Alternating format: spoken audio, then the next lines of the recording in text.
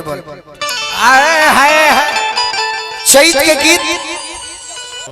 चैत के गीत ऐसे सुनावे के बाद छोटू भैया का है कि चैत के जब महीना बीत जाई तो अफसोस रह जाला काथी के यही रे दादा काहे रे दादा ई गीतिया छोड़ दी हनी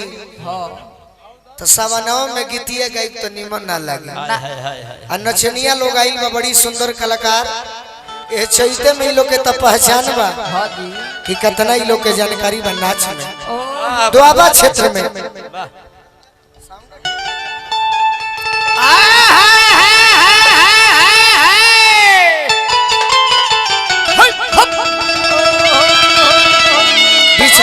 बीच में चंदन जी और बीच में रखो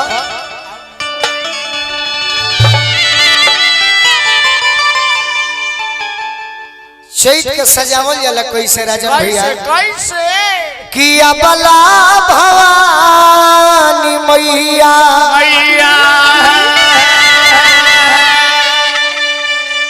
तबला बजावत बाड़ी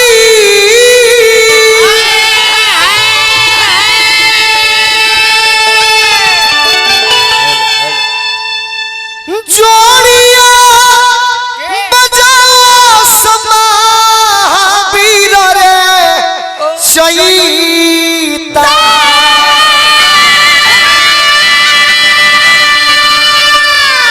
जोड़िया बजाओ समा तो गाँव के बरहमय बाबा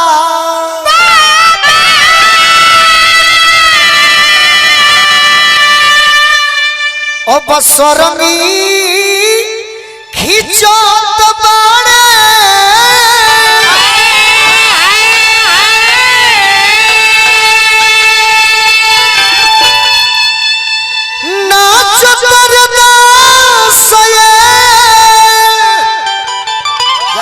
अरे कबीर रे चैता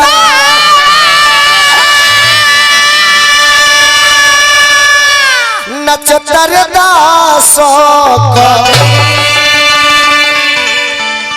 एक जानी को ह तरीका दुआबा क्षेत्र राम पिया पिया रोटते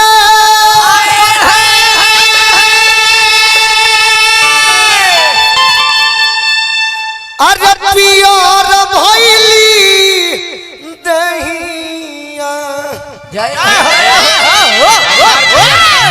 हमार पियर नहीं थे हाई पियर बिया अरे पियर भइली दहिया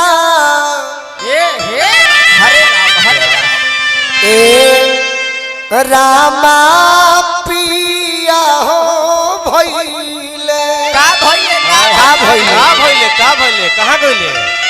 कि पिया भइले अरे गुलरी के फूलावा ए रामा पिया हो पिया भइले गुलरी के फूलावा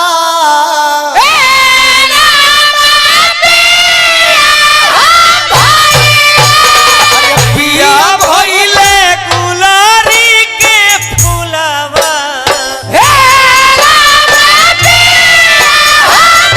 पिया भइले गुलरी के फूलावा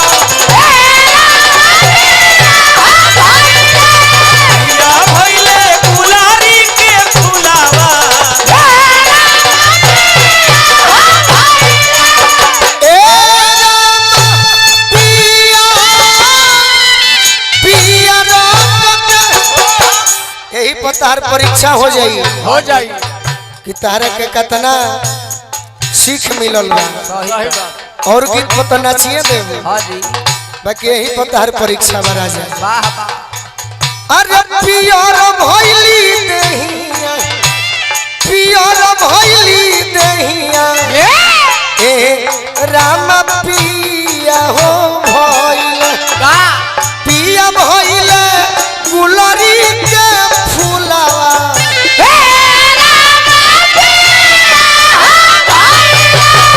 पिया भइल गुलरी के फूलावा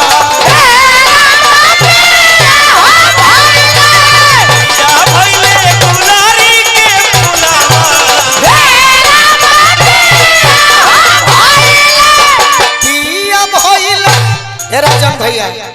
तनी नृत्यांगना लोग हमारा सोझा रहता छोटू भैया के संगे छोटू भैया तना ना प्यार में पागल बड़े के महटियोले बड़े नाच करो तनी चल आगे अरे पिया भइल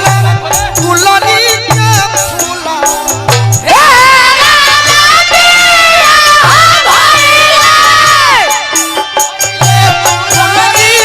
हेलो